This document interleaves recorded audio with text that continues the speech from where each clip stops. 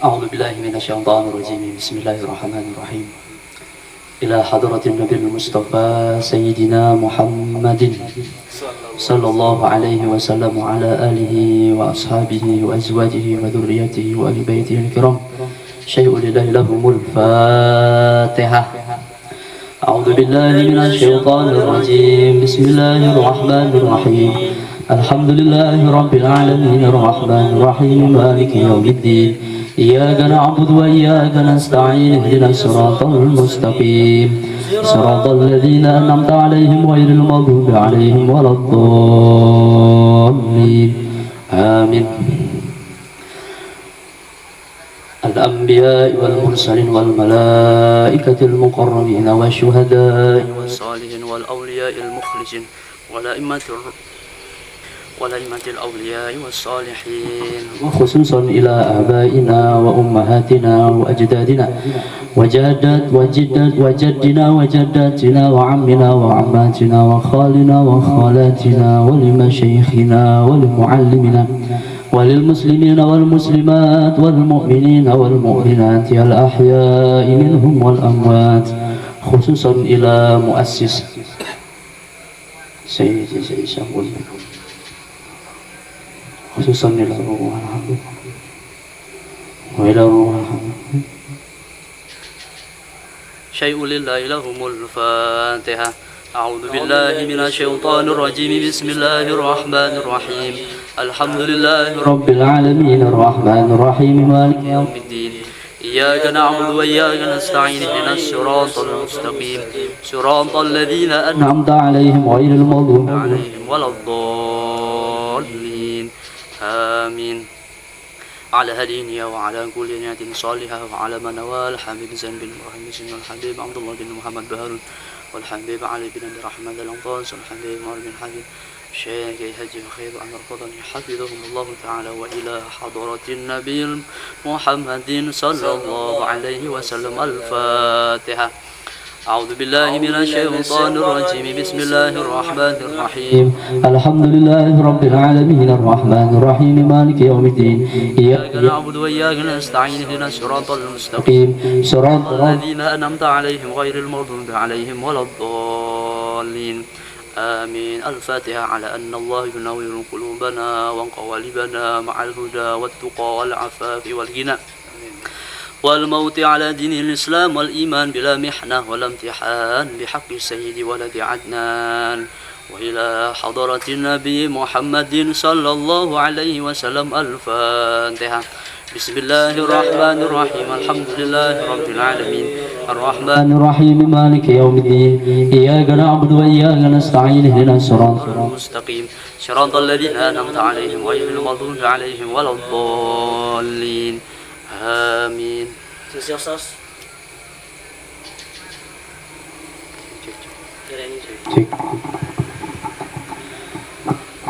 Assalamualaikum warahmatullahi wabarakatuh.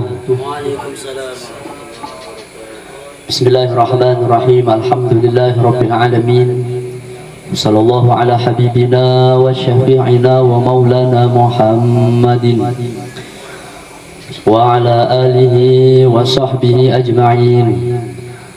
Allahumma akrimna binuril fahmi wa akhrijna min dhulumatil wahmi وافتح لنا أبواب رحمتك وانشر علينا حكمتك يا أرحم الراحمين. سبحانك لا علم لنا إلا ما علمتنا إنك أنت العليم الحكيم.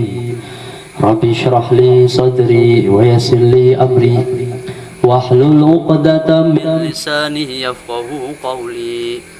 يا فتاح افتح لنا يا عليم علمنا. Alhamdulillah. Pertama-tama yang kami hormati al-mukarram wal muhtaram, para jamaah yang hadir pada malam hari ini, semoga kita semua selalu diberikan rahmat dan berkah oleh Allah Subhanahu wa taala. Pertama-tama marilah kita panjatkan puji syukur kita kehadirat Allah Subhanahu wa taala, yang mana pada malam hari ini kita semua bisa berkumpul, disempatkan waktu oleh Allah untuk menghadiri pengajian pada malam hari ini. Semoga kita semua tergolong orang-orang yang selalu konsisten dalam kebaikan.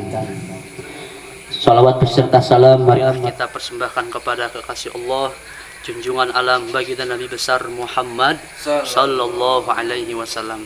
Semoga kita semua kelak diakui oleh Nabi Muhammad dan diberi syafaat oleh beliau. Amin ya rabbal alamin.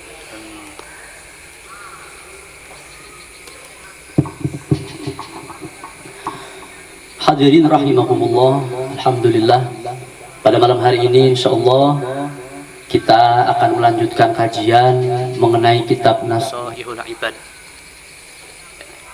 Alhamdulillah kita sudah sampai ke dalam pembahasan kitab Nasoihul Ibad. Sekarang alhamdulillah kita akan lanjutkan pembahasan mengenai bab yang pertama, yaitu tentang babus sunai. Di dalamnya berisi nasihat-nasihat ya, yang disampaikan oleh Syekh Nawawi bin Umar At-Tanara ya. Semoga kita semua mendapatkan keberkahannya, amin ya rabbal alamin. Bismillahirrahmanirrahim. Qala al-musannif rahimahullahu ta'ala wa nafa'ana bihi wa bi ulumihi fid dharain amin. Wal maqalatu tsaniyatu wa khaslatani la syai'a abkhathu ay anjasu minhuma asyirku billahi wa durubil muslimin fi abdanihim aw amwalihim. Hadirin rahimakumullah, kemarin kita sudah menjelaskan mengenai hal-hal yang mana hal ini tidak ada yang lebih utama daripada hal-hal yang lain. Apa itu? Yang pertama, beriman kepada Allah. Yang kedua, memberikan manfaat kepada sesama manusia, terkhusus kepada sesama muslim. Lalu kemudian di kajian selanjutnya kita akan membahas mengenai dua hal yang tidak ada lebih jelek daripada dua hal ini. Yang pertama adalah menyekutukan Allah. Yang kedua, memberikan efek bahaya kepada sesama manusia, khususnya kepada sesama muslim. Hadirin rahimakumullah, orang yang menyekutukan Allah itu dikatakan di dalam Al-Quran tidak akan diberikan ampun oleh Allah Subhanahu wa ta'ala. Sebagaimana Allah Subhanahu wa ta'ala berfirman, innallaha la yaghfiru ma yushraka bihi wa yaghfiru ma dzuna dzalik. Allah enggan untuk memberikan ampun kepada orang yang telah menyekutukan Allah, tetapi Allah mengampuni dosa selain syirik. Tapi Allah Subhanahu wa ta'ala berfirman di dalam surat yang lain, di ayat yang lain, bahwasannya innallaha yaghfiru dzunuba jami'a. Allah itu mengampuni semua dosa-dosa yang dibuat oleh manusia, terkhususnya doa syirik. Allah akan ampuni. Lalu di sini timbul kontroversial, timbul perlawanan. Di ayat lain Allah mengatakan bahwa Allah itu tidak mengampuni dosa syirik. Akan tetapi di ayat lain Allah mengatakan mengampuni seluruh dosa. Apakah di sini ada kontroversial? Akan tetapi di sini dibahas bahwasannya tidak, sama sekali tidak ada kata kontroversial. Kalau kita membahas ilmu usul fikih, maka yang akan kita dapatkan adalah di sini mengenai khusus umum sama umum khusus. Yang bahwasannya Allah itu saking jengkelnya kepada manusia yang menyekutukannya, seakan-akan Allah marah kepada mereka, saya tidak akan mengampuni dosamu. Sama halnya seperti orang tua kepada anak. Ketika anak nakal, ketika anak tidak taat kepada orang tua marah. Bukan berarti orang tua itu tidak sayang kepada anaknya. Sama halnya Allah Subhanahu wa ta'ala. Karena di ayat lain Allah mengatakan bahwasannya qul ya ibadiyalladzina asrafu ala anfusihim la taqnatu mir rahmatillah innallaha yaghfirudz dzunuba jami'a. bahwasanya Allah itu, kata Allah, ya Muhammad, katakan kepada mereka, orang-orang yang telah melampaui batas, orang-orang yang telah melakukan maksiat di luar batas, sampaikan kepada mereka, jangan sekali-kali berputus asa terhadap rahmatnya Allah. Sesungguhnya aku, kata Allah, mengampuni seluruh dosa, walaupun dosa itu adalah dosa syirik. Karena rahmatnya Allah itu lebih luas dari hal apapun. Semarah-marahnya Allah, semurka-murkanya Allah, tapi di situ ada rahmat Allah yang luas. Selagi kita memohon kepada Allah, meminta kepada Allah, berharap kepada Allah, insya Allah dosa apapun yang kita perbuat diampuni oleh Allah Subhanahu wa ta'ala. Maka kata Allah, la taqnatu min rahmatillah, jangan sekali-kali berputus asa dari rahmat Allah. Kadang kita itu sebagai manusia, kita itu tidak melakukan dosa yang pernah dilakukan oleh Fir'aun. Kita itu manusia tidak seperti orang-orang kafir pada zaman jahiliyah. Sudah sepantasnya kita tidak berputus asa terhadap rahmat Allah. Ya, memohon, meminta kepada Allah. Insya Allah, Allah akan mengampuni. Jadi dosa syirik itu dosa yang paling keji, perbuatan yang paling jelek. Makanya kalau di beberapa kitab, di bab fikih, itu ada pembahasan babu riddah, bab mengenai masalah murtad, masalah keluarnya orang dari agama Islam. Dikatakan di situ, wahia afhasyu anwa'il kufri, bahwasanya riddah, perbuatan musyrik, perbuatan yang mengeluarkan dia dari agama Islam, itu salah satu perbuatan yang dianggap paling jelek, perbuatan yang dianggap paling keji. Maka pantas di sini Syekh Nawawi mengatakan, tidak ada hal yang paling jelek, yang paling keji daripada perbuatan syirik, perbuatan yang menyekutukan Allah.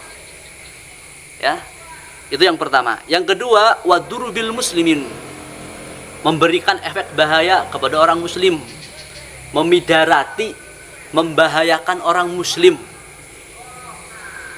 Kita sudah bahas bab sebelumnya, kita itu harus menjadi orang yang paling bermanfaat.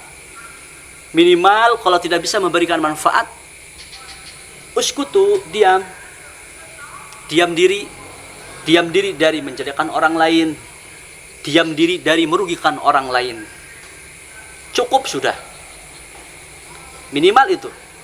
Jangan sampai kita menjadi orang yang membahayakan orang lain, merugikan orang lain.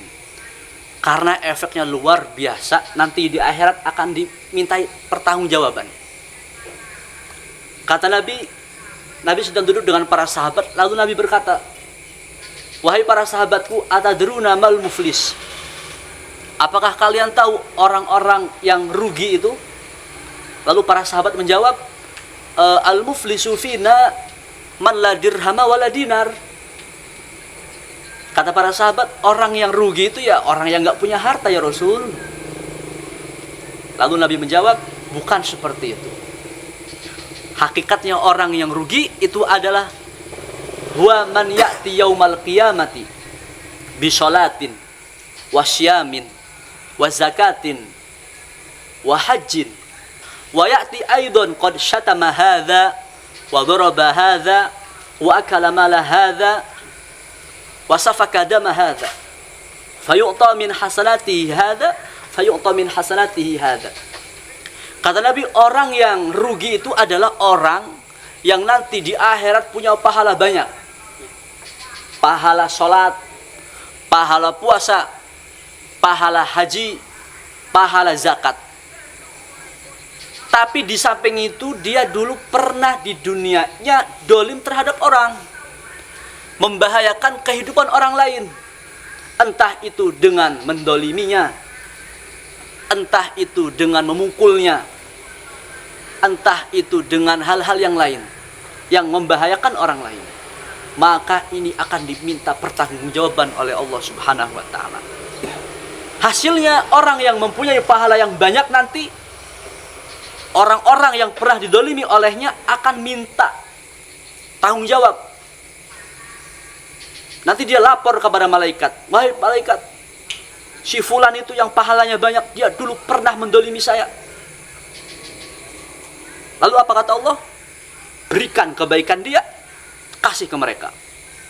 Datang lagi orang minta pertanggungjawaban, diambil lagi pahalanya, diberikan kepada mereka yang pernah didolimi. Sampai kemudian habis pahalanya, tetapi masih ada orang yang tersisa minta pertanggungjawaban. Lalu kemudian ambil dosa-dosa mereka, tumpahkan, limpahkan kepada orang ini yang telah mendolimi. Maka itu adalah orang yang paling rugi. Maka sebaiknya jangan sampai kita menjadi orang yang berduri, ya, menjadi orang yang mendolimi orang lain, merugikan orang lain. Karena perbuatan yang membahayakan orang lain, yang merugikan orang lain, itu adalah perbuatan yang paling jelek, perbuatan yang paling keji. Maka Syekh Nawawi mengatakan di sini dua hal ini tidak ada yang lebih jelek, tidak ada yang lebih keji kecuali daripada musyrik kepada Allah. Yang kedua, yang membahayakan orang lain. Ya, maka jadilah orang yang beriman kepada Allah dan yang memberikan manfaat kepada sesama manusia. Kata Nabi, khairun nas anfa'uhum linnas. Sebaik-baiknya manusia itu adalah orang yang paling bermanfaat bagi orang lain. Mulai dari sekarang, ayo mari perbaiki diri kita sama-sama. Mari kita berikan manfaat kepada orang lain. Kalaupun tidak bisa, minimal kita jangan jadi duri yang akan membahayakan orang lain. Diam, cukup, selesai. Ya, apalagi zaman sekarang, Masya Allah, banyak fitnah. Di mana-mana banyak fitnah. Ya, khususnya zaman sekarang, mulut itu tidak lebih bahaya daripada ngetik, tidak lebih bahaya daripada komen. Itu Masya Allah. Orangnya medim, nggak ngomong apa-apa, cuma ngetik di HP. Ada berita viral sedikit langsung di komen. Yang tidak tahu asal usulnya, yang tidak tahu entah itu benar, entah itu salah, share itu. Ya Allah, berita yang kemungkinan belum benar disebarkan. Ya. Maka kami mengajak kepada semuanya, jadilah orang yang beriman dan orang yang memberikan manfaat kepada sesama manusia. Jangan jadi dua orang ini. Orang yang musyrik kepada Allah dan orang yang memberikan bahaya kepada sesama orang. Jangan, ya. Fi abdanihim au amwalihim. Ya. Baik hal yang membahayakan itu diperbuat oleh diri sendiri. Ya. Tangan kita lakukan untuk hal-hal yang tidak baik. Harta kita yang punya kekayaan, yang punya jabatan, gunakan dengan sebaik mungkin. Jangan sampai, ya, membahayakan orang lain. Semoga kita semua terhindar daripada orang yang membahayakan orang lain. Amin ya rabbal alamin. Ahlan wa sahlan.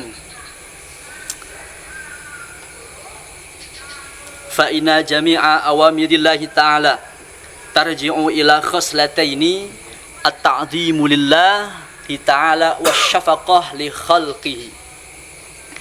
Qaulihi ta'ala aqimus salata wa atuz zakata.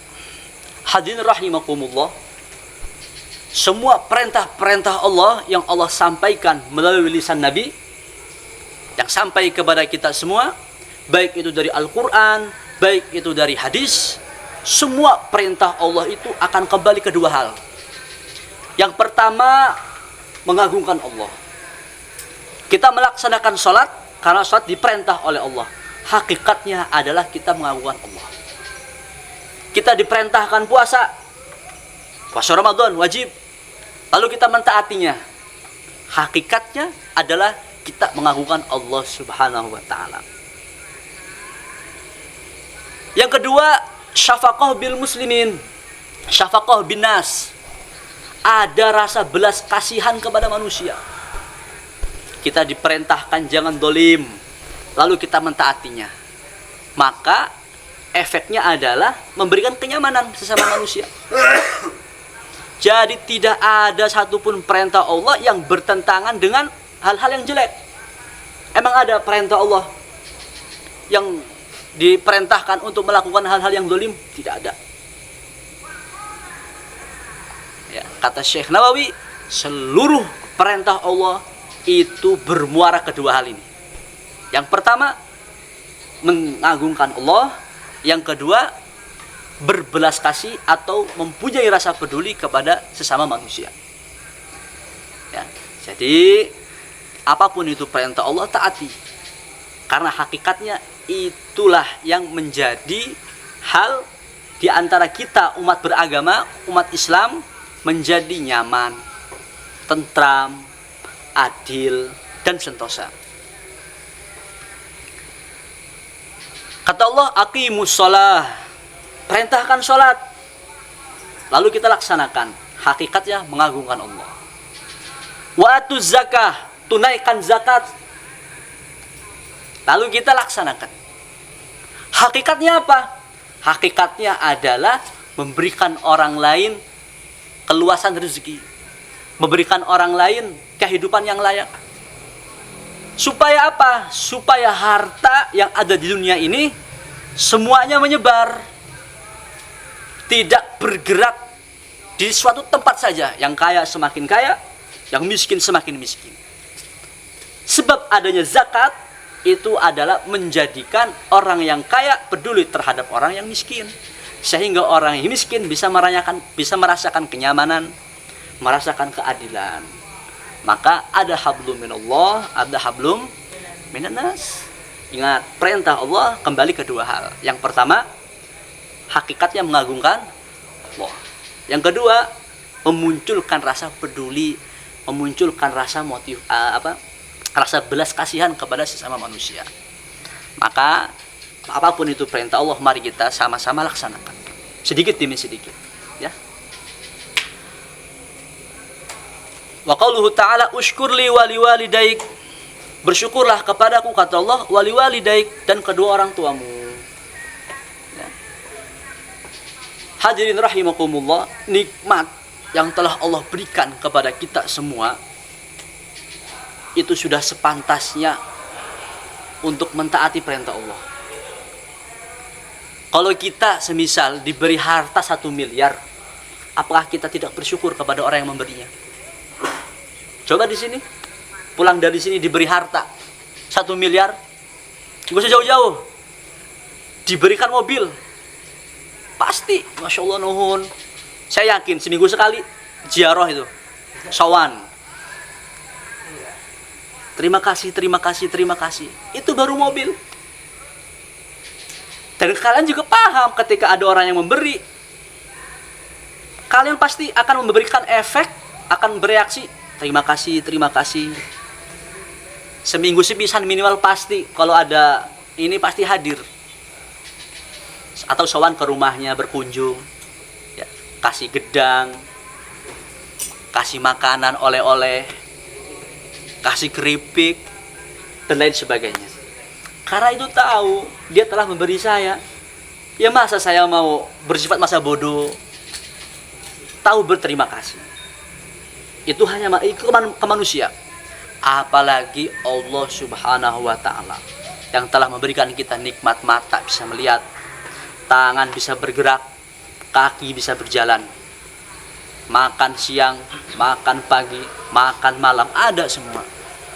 Allah tidak menuntut apa-apa dari kita kecuali satu, untuk beribadah kepada Allah, taat kepada Allah. Maka dari itu kata Allah, ushkurli, berterima kasihlah kepada saya. Maka sudah sepantasnya kita menjadi hamba yang pandai bersyukur kepada Allah. Mata itu mahal kalau dijual. Jantung, hati mahal. Apa yang akan dibandingkan? Ya, kata Allah, nikmat mana lagi yang kau dustakan? Ngopi lancar, sholatnya tapi bolong-bolong, kerjanya Masya Allah lancar, sebulan gajinya UMKM, UMR, UMKM, Masya Allah, ya, tapi sholatnya bolong-bolong, ibadah kepada Allahnya tinggal. Yang punya anak Alhamdulillah anaknya sehat, masih bisa makan. Tapi kita kurang bersyukur kepada Allah. Nah, maka dari itu mari kita bersyukur kepada Allah.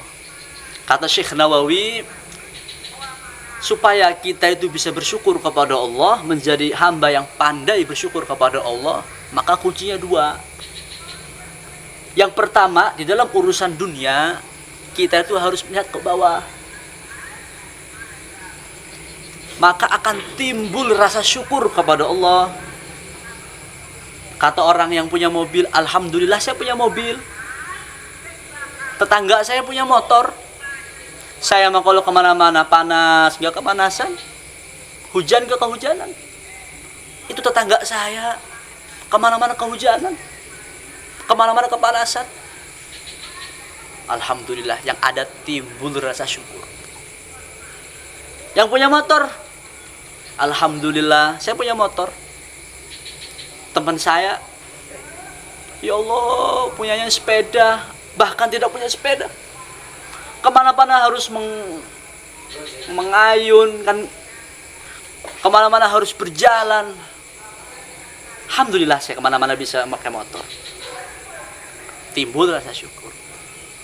Sampai seterusnya. Maka dalam urusan dunia melihatnya ke bawah, jangan ke atas.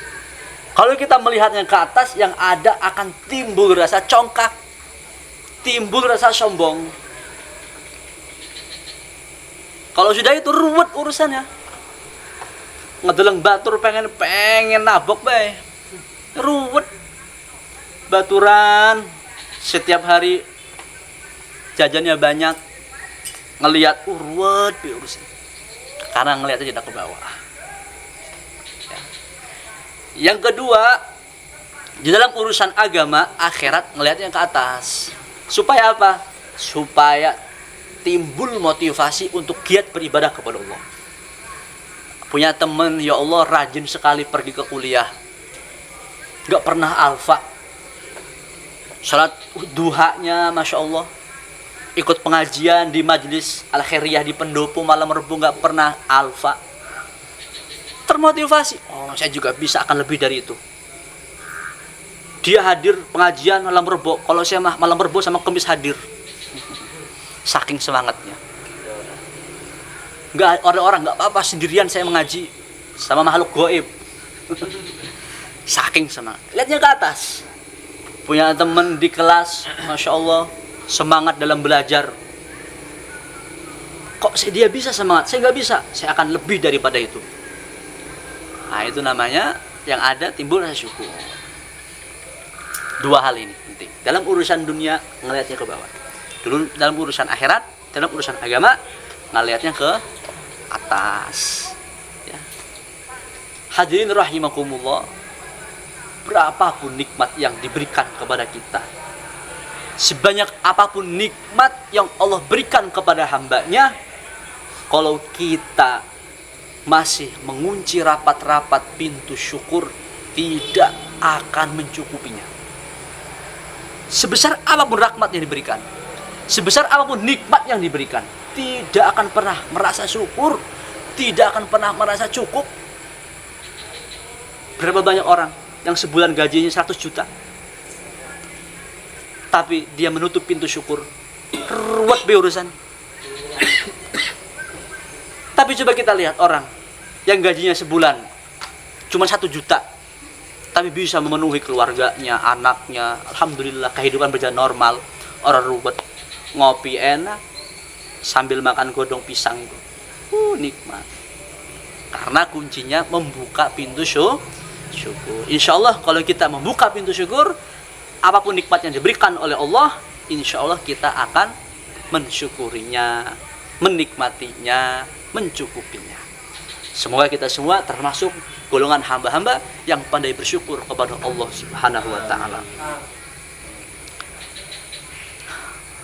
Ruya an Uwais al-Qarni annahu qala marartu fi ba'di siyahati bi rahib faqultu ya rahib ma awwalu darajatin yarqaha al-muridu qala raddul madalimi wa khifatud dhahri minat tabi'at fa innahu la yas'udu lil 'abdi 'amalun wa 'alaihi tabi'atun aw madlamatun.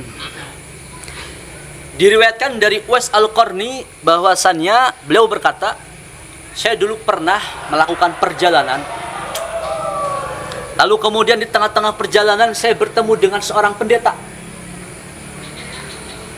Lalu saya bertanya kepadanya, wahai pendeta, apakah yang membuat orang itu diangkat derajatnya oleh Allah? Lalu beliau menjawab, sang pendeta menjawab, raddul madalimi wa khifatud dhahri minat tabi'at. Hal yang membuat seorang hamba itu diangkat derajatnya oleh Allah adalah satu, apabila dia pernah zalim kepada seseorang, segera minta maaf. Apabila dia punya urusan kepada manusia, segera diselesaikan dan meminta maaf kepada orang tersebut.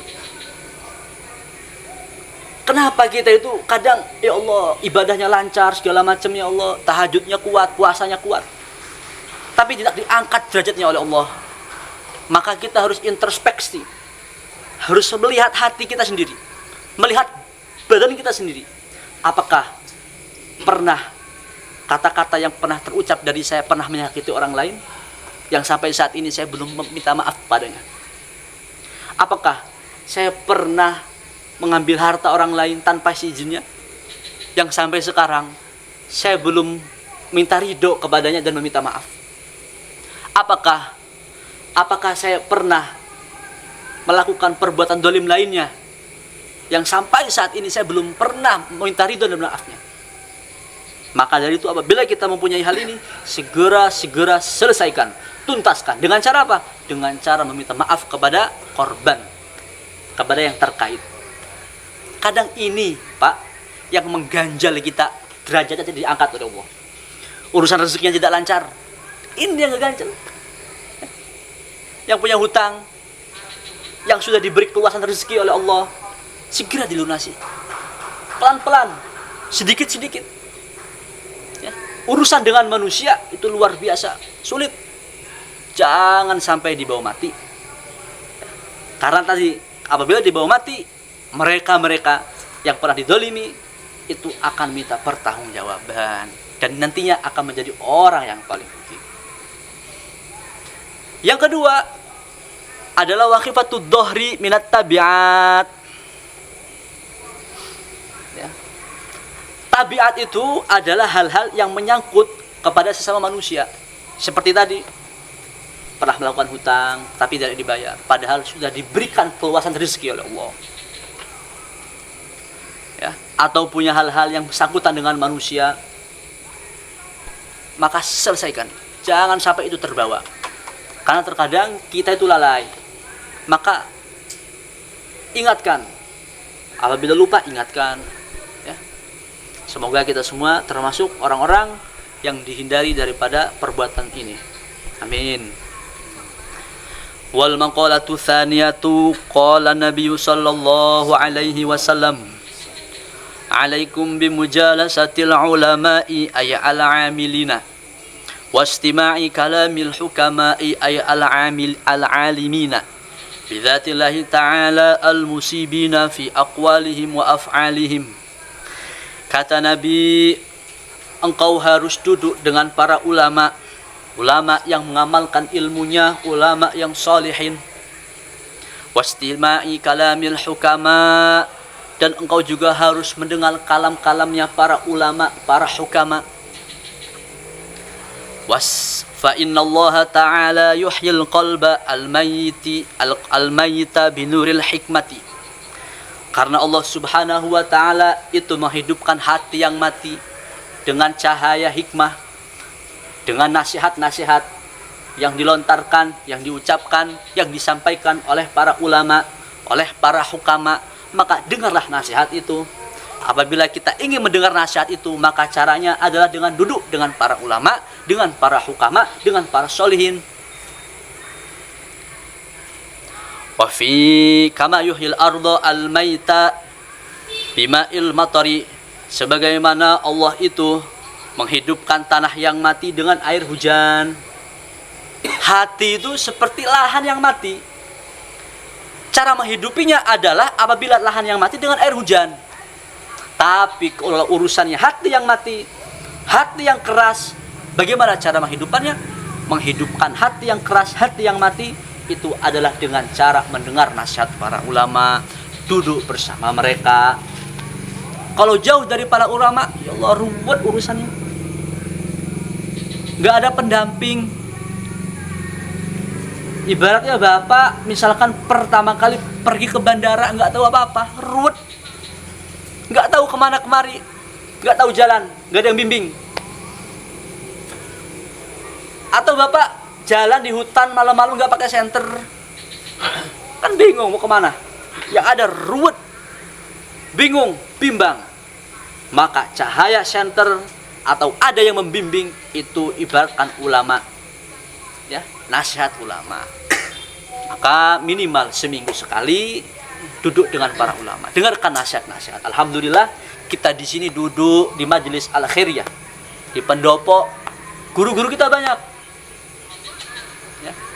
Ada pengasuh pondok pesantren al-khairiyah yang setiap hari Minggu, setiap seminggu sekali atau 2 minggu sekali menyampaikan ilmu, hadir, dengarkan, ya. Insyaallah Allah Subhanahu wa taala menghidupkan hati kita semua. Fa innal ulama'a thalathatu aqsamin. Al ulama'u bi ahkamillahi ta'ala. Wa hum ashabul fatwa wal ulama bi dzatillahi faqat wa humul hukama. Fa fi mudakhalatihim tahdzibun lil akhlaqi li'annahum asyraqat qulubuhum bima'rifatillahi wa asyraqat asraruhum bi anwari jalalillahi ta'ala wal ulama'u bil qismaini wa humul kubara fa inna mukhalatata ahlillahi taksibu ahwalan saniyah. Ulama itu ada 3. Yang pertama, ulama yang tahu hukum-hukum Allah. Dan ini adalah ulama-ulama yang sering berfatwa.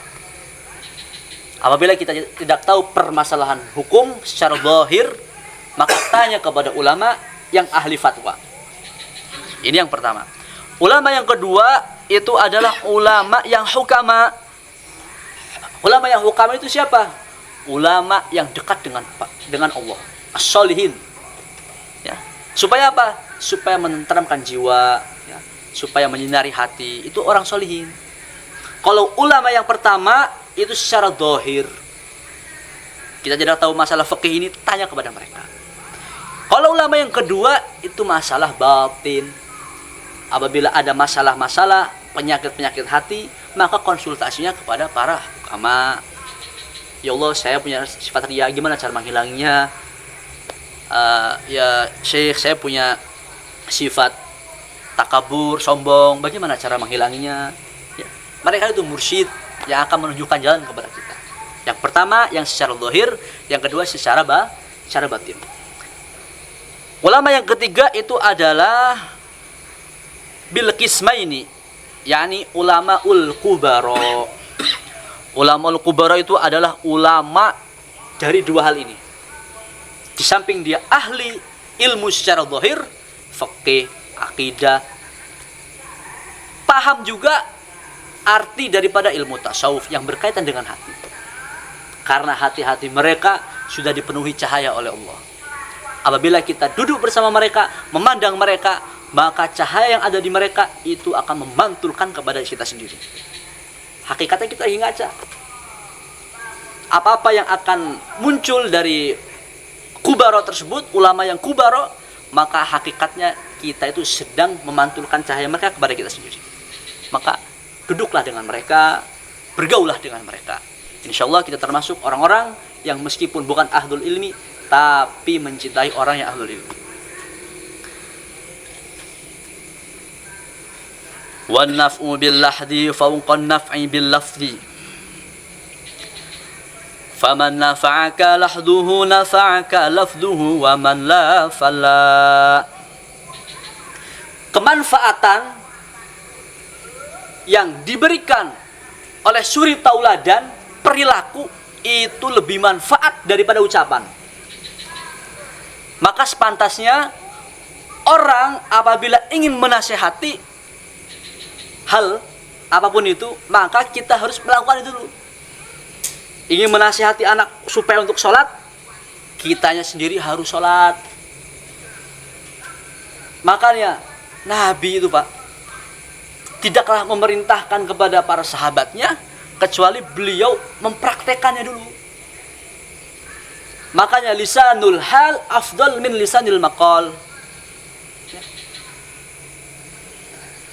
Perilaku suri tauladan yang dilakukan supaya menjadi contoh kepada orang lain itu lebih utama daripada menasihati dengan lisan. Ayo sholat sambil nonton TV, sholat nonton TV deh kan. Ya nggak mempan.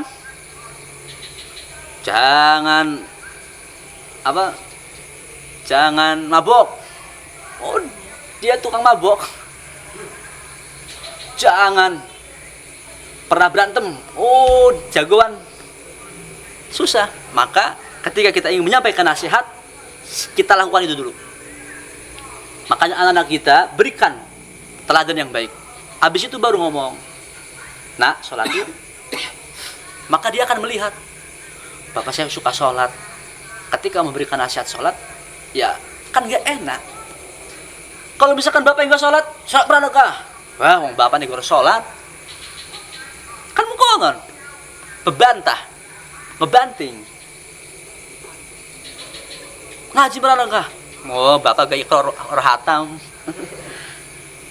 Ya karena nggak ada suri tauladan. Maka sematasnya kita semua sebelum kita mengajak kepada orang lain dalam kebaikan, kita harus lakukan hal itu terlebih dahulu supaya bisa menjadi contoh. Setelah bisa menjadi contoh, ketika kita memberi nasihat kepada mereka, ayo, insya Allah mereka akan ikut. Ya, faman nafa'aka lahduhu nafa'aka lafduhu wa man la fala. Nah, ini maksud daripada suri tauladan itu lebih utama, lebih bermanfaat daripada nasihat-nasihat yang disampaikan. Ya. Berapa banyak orang yang memberikan tauladan, yang memberikan contoh yang baik ketika menyampaikan ilmu, memberikan nasihat yang masuk ke hati. Tapi berapa banyak orang yang memberikan nasihat tapi dia sendiri tidak melakukannya, dan itu jarang sekali bisa masuk ke hati, bahkan tidak mungkin, jarang terjadi. Ya, maka jangan kita itu tajam di lisan, tapi perilaku kita juga harus tajam di dalam kebaikan. Semoga kita semua termasuk orang-orang yang mengajak dalam kebaikan, dan kita juga termasuk orang-orang yang menjalankannya.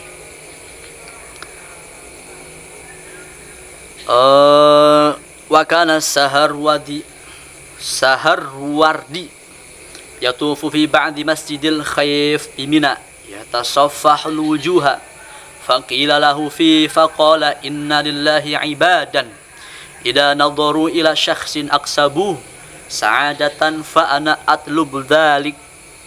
Imam As-Saharwardi dulu pernah ketika tawaf di Masjid Khaif, ya, keliling-keliling di Masjid Khaif, itu beliau duduk di depan memandang orang-orang yang lewat.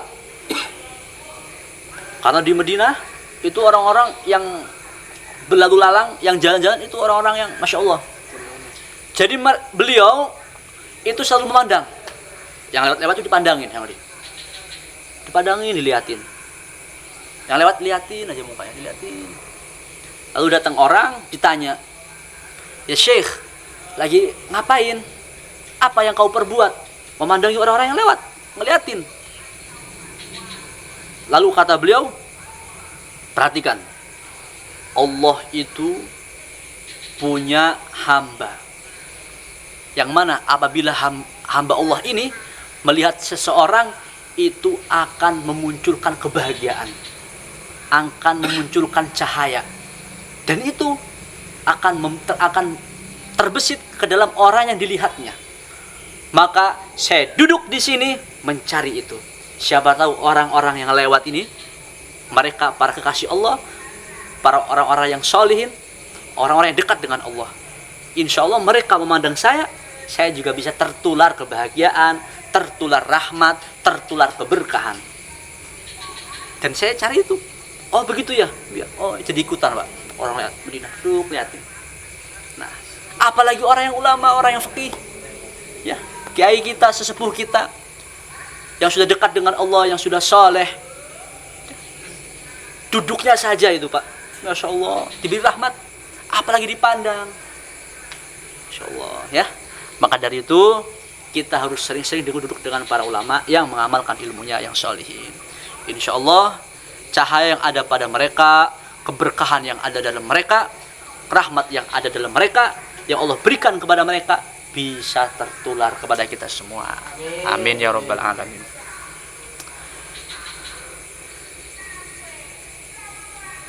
Qala Nabi sallallahu alaihi wasallam, sayati zamanun ala ummati yafirruna minal ulama wal fuqaha'i fayabtaliyahumullahu bi thalathi baliyatin ulaha yarfa'ullahu al-barakata min kasbihim والثانية يسلط الله تعالى عليهم سلطانا ظالما والثالثة يخرجون من الدنيا بغير إيمان.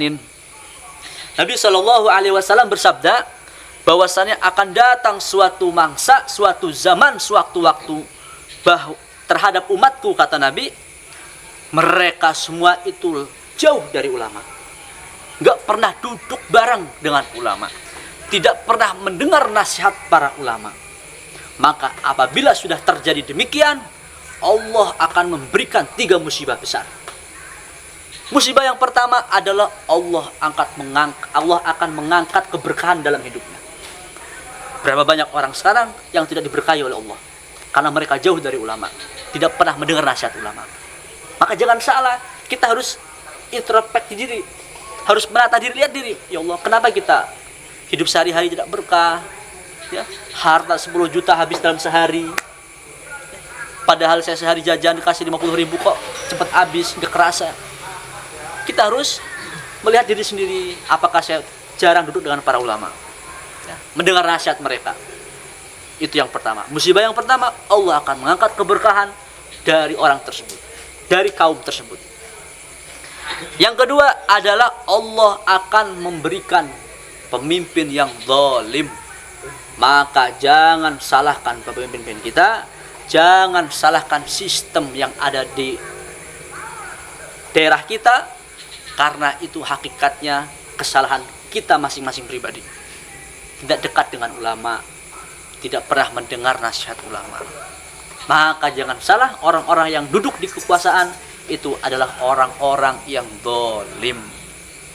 Maka kuncinya adalah apa? Duduk dengan para ulama, dengar nasihat para ulama. Ya, minimal masing-masing distrik, masing-masing daerah, setiap minggu sekali itu ada kajian.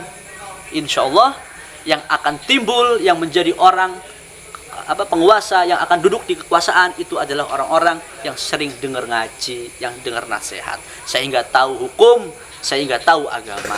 Maka yang ada, mereka akan melakukan hal secara adil. Ya. Yang ketiga adalah yakhrujuna minad dunya bighairi iman. Dan musibah yang paling terbesar apabila kita jauh dari ulama, tidak pernah dengar kajian, tidak pernah dengar nasihatnya, adalah kita matinya su'ul khotimah, mati tidak membawa iman. Maka ini musibah yang paling besar. Ya karena kasihan kita, ya Allah, setiap hari iman kepada Allah, tapi di akhir hayatnya kita tidak beriman kepada Allah, dicabut keimanannya.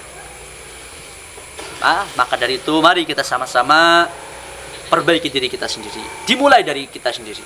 Alaika binafsik, mulai dari kalian. Ibda binafsik, mulai dari kalian. Ya. Ayo mari sama-sama. Alhamdulillah kita di sini ada Masjid Al-Khairiyah, seminggu sekali malam Rabu ada kajian.